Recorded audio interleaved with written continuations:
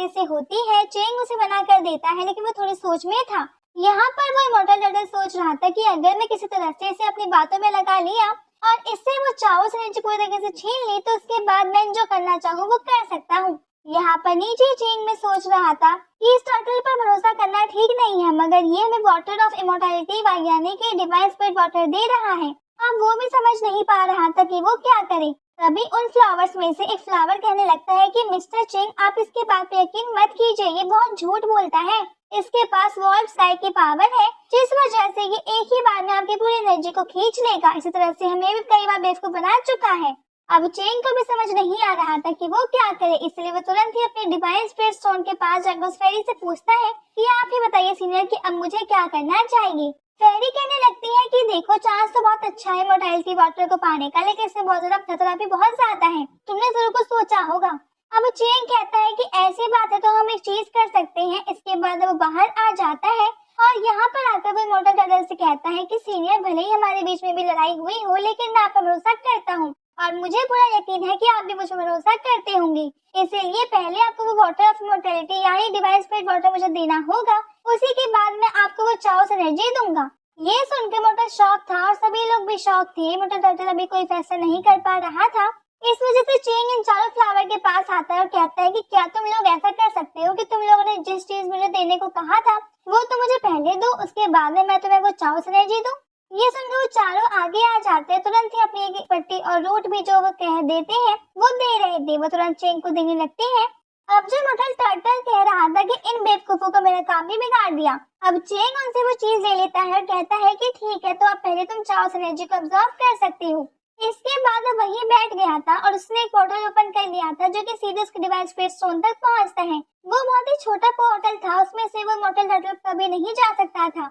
हम देखते हैं कि चेंग वहाँ बैठा था, पोर्टल ओपन होता है और ये चारों फ्लावर्स के ऊपर जाकर कल्टिवेट करने लगते हैं। इसके बाद वो उसके अंदर आ गए थे। अंदर यहाँ पर डिवाइन स्पिरिट स्टोन के आसपास हमने जिस वाटर को देखा है असल में वही है चाओस एनर्जी का भी सोर्स। ये पानी डिवाइन स्पिरिट स्टोन से निकल रहा है और ये पावर चेन की कल्टीवेशन की मदद से बनती है। इस वजह से जितना चेन कल्टीवेट करेगा डिवाइन स्पिरिट स्टोन उतना ही ज्यादा ताकतवर होगा और इससे चाओस की वाटर भी उतना ज्यादा स्ट्रॉन्ग हो पाएगा।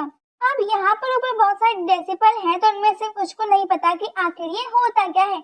इसी तरह से वो पीली ड्रेस वाले लड़के को भी ज्यादा नॉलेज नहीं थी। वो कहता है कि आखिर यहाँ पे चल क्या रहा है, मुझे समझ में नहीं आ रहा। तो इस पर वो कुछ और डेसिबल थे, वो कहते हैं कि हमें भी कुछ समझ में नहीं आ रहा। लेकिन फिर वहाँ पे जो कुछ डेसिबल उनको पता था वो बताते हैं कि ये चाओस एनर्जी है, इसे मदर ऑफ ऑल एनर्जी कहा जाता है। ये बहुत ही पावरफुल होती है। बेसिकली ये कल्टिवेटर की कल्टीवेशन को उससे बनती है, लेकिन हर कोई इस पावर की ऑन नहीं कर सकता। ये गॉड गिफ्टेड होती है। कल्टिवेटर के हाथ में सिर्फ यही होता है कि वो इस एनर्जी को कितना स्ट्रॉन्ग बनाता है।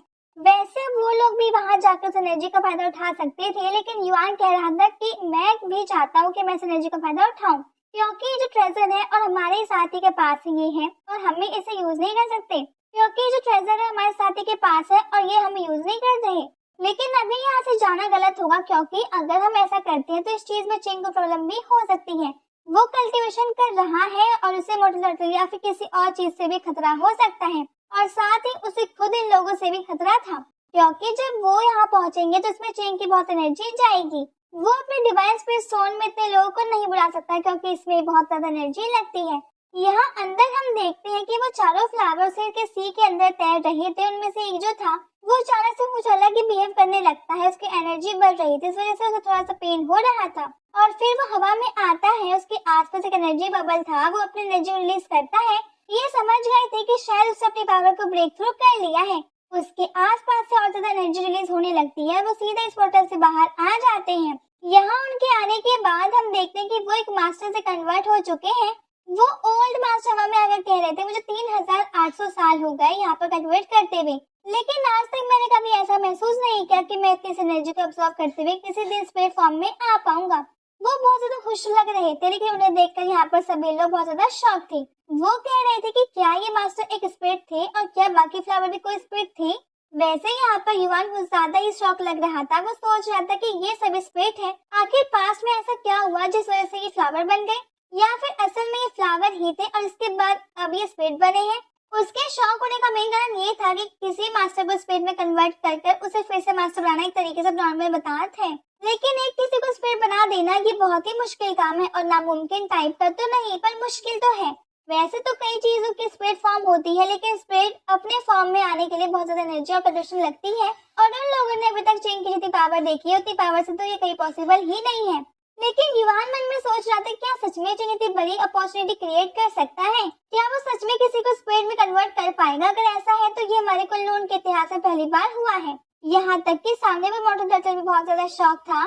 वो कह रहा था कि ऐसा कैसे हो सकता है, ये मामूली सा लड़का और इसके पास चाओस एनर्जी भी है और इतनी स्ट्रॉन्ग है, इसने इन फ्लावर्स को इतनी एनर्जी स्टोर नहीं कर पाए कि ये स्पिरिट फॉर्म में ले सके। तो उसने बस 2 मिनट में उसका ये काम हो गया। सीन चेंज होता है और हम आ जाते हैं चेंग के डिवाइन स्पिरिट स्टोन के पास, जहाँ पर चेंग था उन तीनों को देख रहा था, और यहाँ पर सीनियर फेडी आकर उसे कह रही थी कि तुमने बहुत समझदारी का काम किया है। चाओस एनर्जी के साथ साथ उन्हें मेडिसिन एनर्जी देना एक बहुत ही समझदारी वाला मूव था। तुमने उनके एक स्पिरिट में कन्वर्ट करने में मदद की, अब तो वो तुम्हारी हेल्प कर सकती है उस इमॉर्टल टर्टल में से लड़ने में। वो कह रही थी कि तुम्हें बाकी इन तीनों को मेडिसिन एनर्जी दे सकती हो, उससे इनकी पावर ज्यादा हो जाएगी, और मुझे नहीं लगता कि अभी ये स्पिरिट में कन्वर्ट होंगी। इसके बाद चेंग वहाँ बैठ गया था और कंडीशन के थ्रू अपनी सारी एनर्जी को ऑब्जर्व करने लगा था। ये चीज उसकी मदद भी कर रही थी अपनी एनर्जी को बढ़ाने में, और साथ ही साथ वो तीनों फ्लावर को भी हेल्प कर रहा था। अब वो तीनों फ्लावर बाहर आते हैं। यहाँ पर चेंग बाहर आ चुका था। वो जो मास्टर जो कि स्पिरिट में कन्वर्ट हो चुके हैं, वो चेंग से कहते हैं कि मिस्टर चेंग आपका बहुत बहुत शुक्रिया। मुझे नहीं पता कि मैं आपको थैंक यू किस तरह से बोलूं, लेकिन थैंक यू के बदले आप मुझे ये ट्रेजर ले सकते हो। वो एक रूट थी। वो कहते हैं कि ये बहुत ज्यादा रेयर है। चेंग कहता है कि मैं इतना डिसरिस्पेक्टफुल कैसे हो सकता हूँ, आप मुझे गिफ्ट के तौर पर ये दे रहे हो तो मैं ऐसे जरूर लूंगा।